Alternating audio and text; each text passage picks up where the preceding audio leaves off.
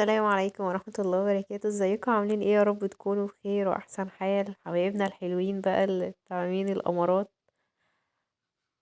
يا رب تكونوا بخير. النهارده بقى فيديو جديد. بس قبل ما نبدأ اي حاجة كده وقبل ما ندخل في اي تفاصيل، طبعا نصلي على سيدنا محمد. اللهم صل على سيدنا محمد وعلى آله وصحبه وسلم. ثانيا نحط لايك جميل كده للفيديو. وثالثا بقى، وده الأهم، اللي يعني أول مرة يشوفني أو اللي متابعني ولسه مشتركش معايا في القناة، فضلا وليس أمرا، نضغط على كلمة اشتراك اللي تحت الفيديو، نفعل زر الجرس اللي جنبها، نختار كلمة الكل عشان لما انزل فيديو جديد يجيلكوا بيه إشعار إن شاء الله. احنا بنعمل ايه؟ قلنا بقى نغير كده شوية ونخرج عن المألوف. وفيديو بقى من الفيديوهات بصراحة اللي أنا بشيل همها في التصوير وفي المونتاج وفي كل حاجة.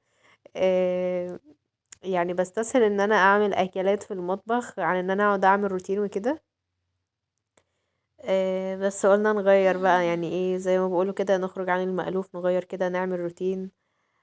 ننشط كده مع بعض، نتحمس في الجو التلج ده اللي مش عايز غير دفى ونوم وبس. الجو كله كسل، بس طبعا هنكسل، كله هيجي على دماغنا في الاخر. فالكسل يعني مش هيجيب غير التعب في الاخر يعني. فقلنا بقى نعمل فيديو كده نتحمس فيه مع بعض.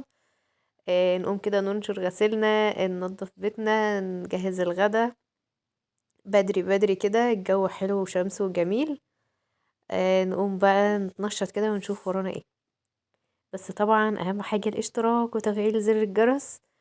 وندخل بقى في تفاصيلنا. زي ما انتم شايفين كده، انا كان عندي غسيل، انا كنت غاسله بالليل، حطيت دورة غسيل بالليل ونشرتها. زي ما شفتوا كده، طلعنا في البلكونة كان في غسيل منشور على الحبل.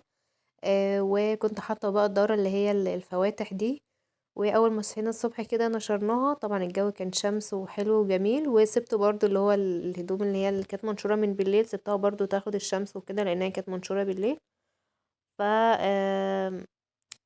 حطينا بقى دورة بالليل ونشرتها، والتانية بقى كملتها الصبح. الصبح بقى كده نقوم نشوف ورانا ايه، نفتح بقى شبابيكنا، نشغل الشاشة طبعا على القرآن. احلى جو كده ان انتي تقومي الصبح بدري. مش لازم بدري قوي يعني، بس وقت ما تقومي تفتحي الشاشة على القرآن، تشوف وراكي ايه في البيت، تجهزيه وراكي غدا تجهيز اكل غدا فطار. تروقي البيت. نفتح كده الشبابيك الاول. الدنيا تهوي كده والشمس تدخل تعقم كده، ونغير جو البيت. طبعا احنا في الشتاء، وبعتذر طبعا عن صوتي لان في سنة خنفان كده لان عندي برد. فده طبعا يعني لما نقوم كده نفتح شبابيكنا، نشغل الشاشة على القرآن. ندي طاقة إيجابية كده، نتحمس مع بعض، نشوف ورانا ايه، لان زي ما قلت الجو ده مش عايز غير نوم وكسل، وطبعا الكسل ده هيكوم علينا حاجات كتير. فمفيش احسن من انت كل يوم كده تقومي. هو انا هننضف، بس مش تنظيفة اللي هي بقى انتوا عارفينها، ده الروتين مثلا بتاعك كل يوم. تقومي مثلا تعدلي الفرشة، تطلعي بطاطينك في الشمس، عندك دورة غسيل حطيها مكان القعدة، الصالة كده. ايدك في الحاجة كده على طول كل يوم كده بعد ما تصحي من النوم. الموضوع مش هياخد ساعة ترويق بس كده على الماشي. هتحسي ان الدنيا سهلة والحاجة بتتعامل معاكي بسهولة لما كل يوم ايدك في الحاجة كده تروقي على طول تنضفي. تحسي ان الدنيا يعني على قد ما بتتكركب بسرعة على قد ما بتتلم على طول. عن ما تكومي عن ما تكومي مثلا انت تقولي لا انا هنضف كل اسبوع، لا. هو طبعا اي التنظيفة بتاعت كل اسبوع دي اللي هي بقى الكنيس والمسيح دي تمام. انما كل يوم افضل ان انت تقومي تلفي لفة في الشقة كده، حاجة مش في مكانها حطها في مكانها، حاجة واقعة لميها، عايزة تتكنس عايزة تتمسح كده يعني. النهاردة هنعمل ايه؟ طبعا انا مش هقولكوا كل يوم بشيل الشلت وانفض تحتها، لا. انا بس النهارده عشان كنت هعمل بالمكنسه، فقلت بالمره اشفط تحت الشلت بتاعه الركنه دي. على فكره انا من النوع اللي بكسل يعني اعمل بالمكنسه وكده، انا بكسل اطلعها. يعني ممكن المكنسه دي اطلعها مره في السنه، مرتين بالكتير، بتطلع في الشتاء ممكن مره او مرتين بالكتير قوي قوي يعني مطلع المكنسه.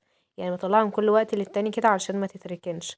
فانا من اسهل ما عليا ان انا بقوم شايله الشلت بفوطه او بفرشه اللي هي بتاعه الشبابيك دي، واقوم جايه منفضه بيها تحت الشلت او كنسه تحت الشلت.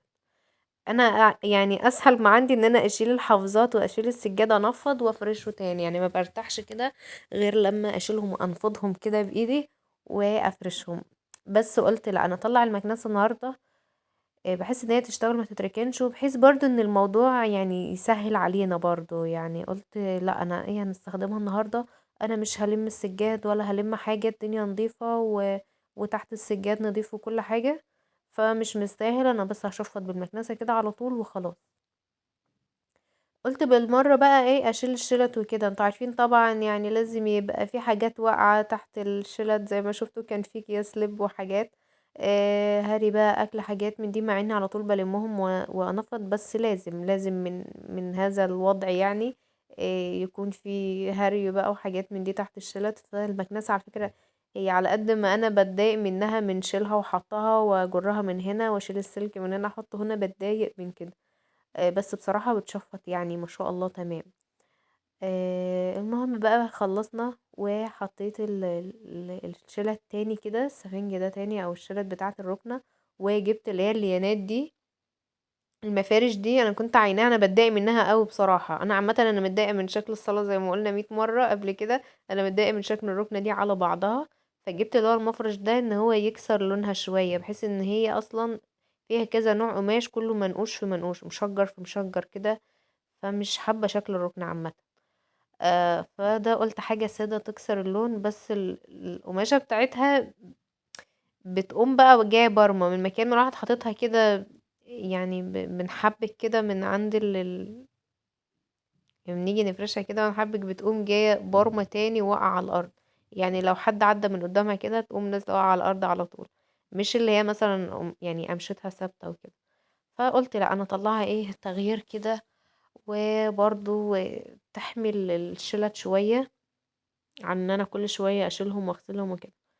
ففرشتهم بصراحة شكلهم حلو قوي، بس مش قلنا نغير كده النهاردة. المهم خلصنا كده وشفطنا وعدلنا شيلاتنا وكل حاجة ومفرشنا. هنا بقى البار، نمسحه الاول كده من اي تراب اي حاجة. وجبت هنا الملمع بتاع الازاز، الملمع ده انا كنت عاملاه معاكم على فكرة، ممكن تدخلوا كده تلفوا لفة عندي على القناة وتشوفوا انا الفيديو بتاع الملمع. انا عاملاه على فكرة من السنة اللي فاتت، ولسه السنة اللي فاتت ايه ده، بقاله سنتين تقريبا، عاملة البخاخة دي ولسه مقضيني ولسه فيها، يعني لسه هيجي ربعها اقل من ربعها. يعني عملناه ما شاء الله، يعني بيكفي وموفر وجميل قوي في تلميع الازاز وكده. خدوا ايه، ادخلوا كده خدوا عندي لفة كده، هتلاقي شوية وصفات وحاجات كده، يعني يمكن تفيدكوا او حاجة. المهم بقى خلصنا ولمعنا وظبطنا الدنيا كده، نرجع كل حاجة مكانها. انا عندي اصلا طقم انتيكات للبار غير ده، بس انا عيناه قلت يعني عينه من باب التغيير كده، معلش بس الكاميرا كانت مقلوبة فالدنيا اتقلبت. فقلت عينه يعني بطلعه في العيد في حاجة في مناسبة، من باب التغيير يعني. فحطيت اللي هي شوية الحاجات البسيطة دي، حتى والله العظيم عيالي ما يعني الحاجات دي ما سلمتش من عيالي، كسروا واحدة منهم اللي هي جنب الشاشة دي، الانتيكال على البار اللي جنب الشاشة دي مكسورة اصلا. فانا حطيتها كده ايه ملصمة اي حاجة. قلت الحمد لله ان انا عينت الطقم بتاع البار، كان زمان هو اللي اتدشتش الحمد لله. المهم بقى خلصنا ولمعنا ترابيزتنا وفرشناها وظبطنا الدنيا، وبالمكنسة بقى كده نشفط الحافظة الحلوة دي. ده كانت من ضمن المشتريات برضو اللي كنا جايبينها من المنصورة، الحافظة دي. وكان في حافظة تانية بس انا ما فرشتهاش، انا فرشت الحافظة اللي هي الكبيرة دي، والسجادة الصغيرة دي فرشتها، ما رضيتش اجيب عليها الحافظة التانية، قلت مرة تانية بقى بفرشها وكده. نخلص بقى كده تشفيط بالمكنسة سريع سريع. شايفين كوكو بقى ما بسيبنيش في حالي، ولا بسيب حاجة في حالها، ولا بسيب اي، بس يا مالك يطلع مؤدب كده على الكرسي ثانية الا ثانية، وفي نفس الثانية ما بتكعبل فيه وانا ماشية. ربنا يهديه يا رب، انما ادعوا يا جماعة ربنا يهديه ويهدينا جميعا. المهم بقى نخلص كده ايه صلاتنا الحلوة. احنا النهاردة ولا هنمسح ولا هنعمل اي حاجة، يكفي ان احنا نروق بقى صلاتنا. نشرنا غسلنا، الأوضة بقى كده، أوضة النوم بقى، أوضة الأطفال، حاجة يعني زي ما قلت لكم كده، ادخلوا طلعوا بطاطينكم في الشمس، طلعوا حاجتكم كده، يعني حمصوا وفتحوا شبابيكم وعقموا الدنيا كده، وسريع سريع بالمكنسة نشفط عشان ندخل بقى نجهز الغدا. واحنا النهاردة مش روتين بقى كنيس ومسيح وغسيل، لا يعني النهاردة كده الترويقات مع بقى تجهيز غدا وكده.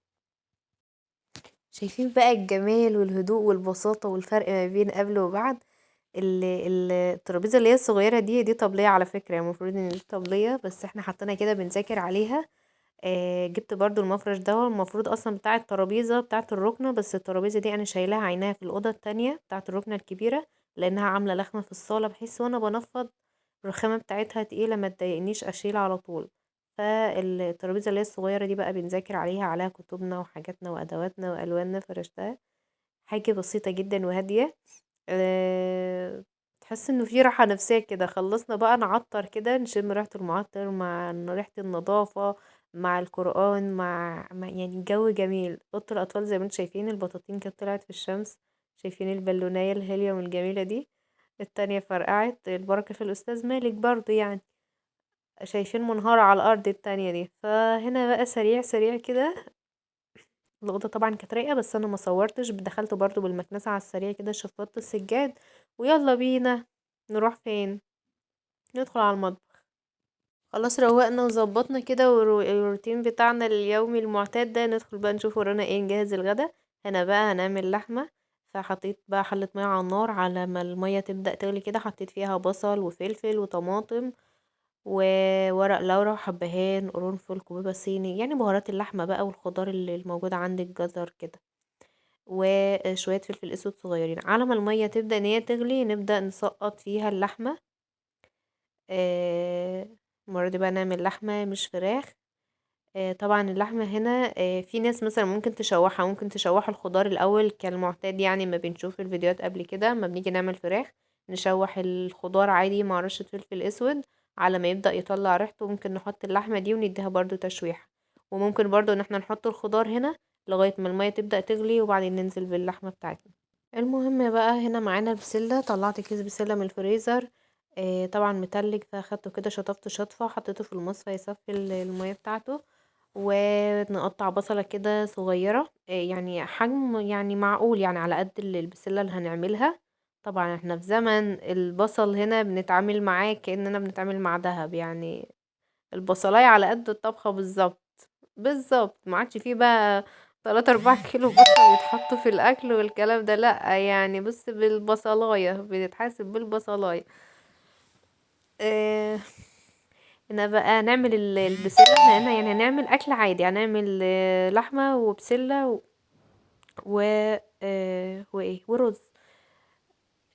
نغير بقى من المحشي والحاجات بقى اللي انتوا عارفينها دي. المهم بقى هنا حطيت اللحمة كده ركنتها على جنب، وحطيت البصل كده على ما يبدأ ان هو يحمر شوية، يعني البصلة تبدأ ان هي تصفر. قلت على جنب كده اقطع الجزراية بتاعتنا. انا هعمل النهاردة البسلة هنعملها ناي في ناي، احنا عملناها تقريبا مرة قبل كده، فقلنا نعملها تاني. على ما بقى ما البصلة خدت لون كده واصفرت، ننزل عليها بقى بالبسلة والجزر كده، نديلهم تشويحة، تاخد تشويحة مع البصل. البسلة دي على فكرة انا مفرزاها من غير سليق من غير اي حاجة، تقريبا برضو كنت عاملة معاكي فيديو قبل كده، من غير اي حاجة، هي يا دوبك اتفرزت واتحطت في الاكياس في الفريزر وبس. قطعت عليها الجزر نسيبها تتشوح مع البصل. هنا بقى التوم ده كان راسه صغيرة وفصوصه صغيرة قوي، يا لهوي يعني ممل قوي في التقشير. فجبت الايد بتاعة الهون كده ونزلت تك تك عليه بحيث ان هو يتفسخ من بعضه ويبقى سهل معايا في التقشير.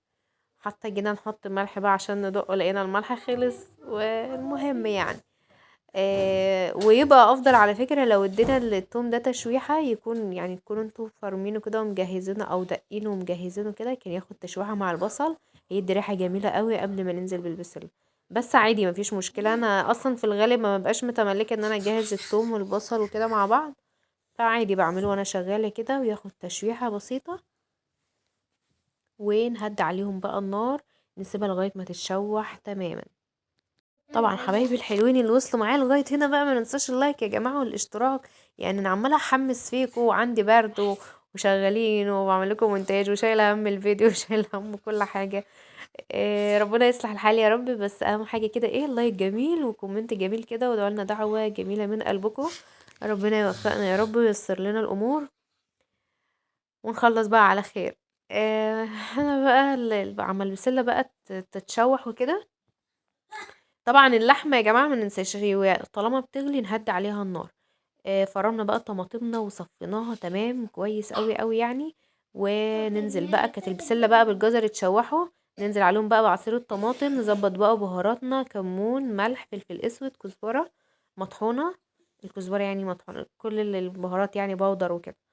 ونهدي بقى لغايه ما البسله تتسبك بقى مع الطماطم، زي ما قلنا هتبقى نايف نايف. على فكره اسهل طريقه لعمايل البسله واطعم طريقه لعمايل البسله انك تعمليها نايف نايف، من غير سليق من غير اي حاجه. على جنب بقى كده نكون جهزنا الرز. شايفين ما شاء الله اللهم بارك، يعني اليوم بيعدي بسرعه. بس انت تحمسي كده وتوكلي على ربنا، قومي شغلي قرانك، عطري بيتك، روقي زي ما قلت، تدخلي على المطبخ تحسي ان انت نفسيتك مرتاحه. اللي انت هتطلعي بقى من المطبخ هتتغدوا خلاص، الدنيا رايقه والدنيا تمام. بس بالنسبه لي الحمد لله، يعني اللهم لك الحمد. على ما بطلع من المطبخ بلاقي الدنيا بقت دمار بره، يعني العيال بيبقى عاملين ربنا يهديهم يا رب. دعوا مصارعة بره بيكونوا بهدلوا الدنيا تاني. يعني ربنا يهديهم يا رب ويرزق كل مشتاق يا رب بالخلف الصالح والذرية الصالحة. ويهدي ولادنا جميعا ويعيشوا ويبهدلوا. ما احنا عايشين ليه؟ هما يبهدلوا واحنا نلف حوالين نفسنا، وكل يوم نفس الحكاية، بهدلة وترويق وترويق وبهدلة. ربنا يصلح الحال يا رب. المهم بقى كده خلاص كده، على فكرة طالما حطينا البسلة على النار واللحمة يبقى احنا كده خلصنا طبيخ. خلاص كده هو الرز انا هجهزه وهنقعه. طبعا نغسله مرتين كده او ثلاثة. وقبل ما نحط القعد بتاعه، انا ما شفتش الرزيتين دول، انا حسيت هنا ان الرز هيبقى كتير فقمت جايه نقلاه من الحله لحله يعني واسعه شويه، بحيث ان الاكل ده هيقضيني يومين. فقلت لا، وانا هاجي تاني يوم اولع على شويه رز صغيرين. فيعني عملت حسابي ان الرز يكفي اليومين، حسيت ان هو يبقى كتير على الحله دي. ف نقلته في حله كبيره شويه يعني. انا مش عارفه انا رحت فين ساعتها. رحت اجيب ميه. نحط القعد بقى بتاعنا، نحط الملح والقعد بتاعنا وشوية زيت صغيرين، بحيث ان هو يعني ايه لما ينطبخ يبقى مفلفل معانا وحلو كده. البسلة طبعا كانت خلاص كده على وشك ان هي الصلصة تتسبك. هنزود بقى القعد بتاعها شوربة، طبعا شوربة اللحمة يا سلام بقى، واو. نظبط بقى الملح اللي انا استنى بس كده ما تلخبطناش. الشوربة ما حطيتش عليها ملح. لانها اللحمه دي بتاخد سوا شويه، فما بنحطش ملح الا في الاخر لما ايه تقرب على السوا كده. فطبعا لما زودنا البسله شوربه، طبعا فالبسله هتعوز ملح، فنظبط ملحنا. هنا بقى على جنب قلت ايه ما نروشن كده شويه ونعمل شويه عصير برتقال. في الجو طبعا والبرد وكده عايز برتقال وفيتامين سي وحاجات بقى، يعني البرد الشتاء بيبقى عايز برتقال وكده، بس طبعا هو للاكل. احنا هنا نعمله بقى عصير. فانا جبت هنا معايا البرتقال ده سكري. انا كنت دايما بحب اعمل عصير برتقال. انا عارفه ان انا دايما لما باجي اعمل مونتاج يا اما الرسايل بتشتغل، يا اما حد يفضل يرن، يا اما ملك يقعد يزن. المهم عادي يعني ما علينا، انا مش ما كنتش موقفه مونتاج في اي حاجه، انا هفتح التسجيل ومش هفصله غير لما اخلص، ولا كنت هشيل صوت ولا كنت هشيل حاجه، اللي يجي قدامنا خليه شغال. آه كنت بقول لكم ايه. المهم ده كان عصير برتقال على جزر، والجزر انا كنت سلقاه في الكنكه كده زي ما انتم شايفين. و نعمل عصير برتقال بجزر بيبقى جميل قوي على فكره، جربوه. المهم هنا بقى كنت ولعت على الرز وخلاص، الرز نشف وهديت عليه ان هو يتردد. البسله كانت تمام مستوت، طفيت عنها. هنا بقى نشوف اللحمه برضو تقريبا برضو كانت استوت. معلش بقى نجري ونسرع كده علشان انا عارفه ان الفيديو طول قوي قوي معانا، عشان بس ما تملوش او نملته عادي مفيش مشكله، كملوا معايا الفيديو. المهم حطوا لي لايك وحطوا اشتراك وادعوا لي دعوه حلوه كده وحمسوني وظبطوا الدنيا. خلصنا كده الاكل. اللحمه لما قربت استوت حطيت عليها الملح، وسبتها بقى ايه تغلي شويه بحيث ان اللحمه تشرب من الملح او تطعم يعني من الملح وكده. وهبدا اشيل قطع اللحمه دي احطها في البسله، لان طبعا انا مش هحمرها ولا حاجه، فبتبقى طعمها حلو قوي لما اللحمه تتحط مع الخضار كده، بتديها طعم حلو قوي.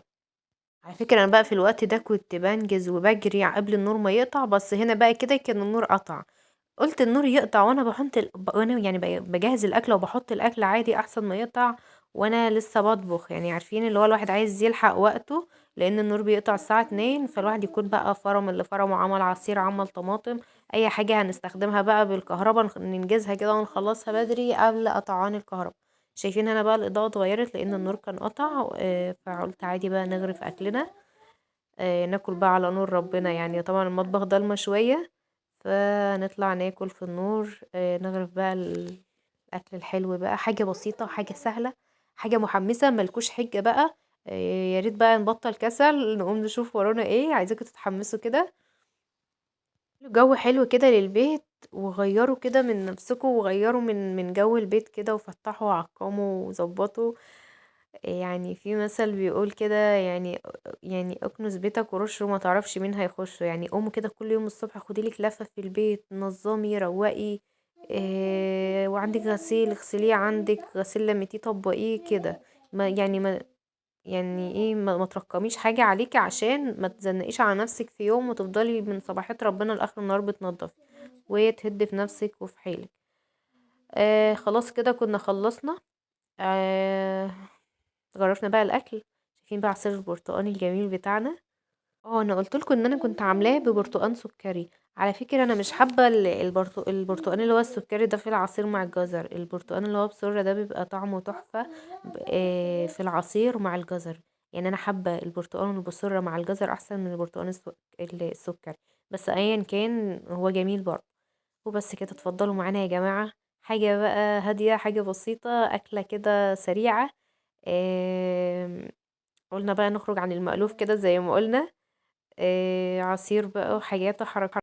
هتقولي انت بتطلعي كده عشان بتصوري، عادي مفيش اي مشكلة ان احنا نطلع الأطقم دي ونستخدمها ونفرح بيها. يعني محدش ضامن عمره، وفي نفس الوقت حافظي برضو على حاجتك.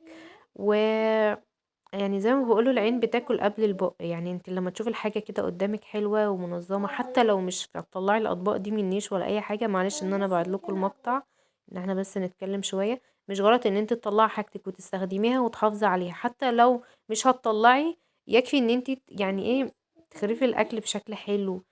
كل فترة طلعي طقم كلي فيه، طلعي طقم عصير اشربوا فيه. يعني الحاجة دي يعني ايه، مش جاية ان هي تتحط في الباترينا وخلاص. طلعي واستخدمي، وحافظي على الحاجة وعينيها تاني لاستخدام مرة تانية.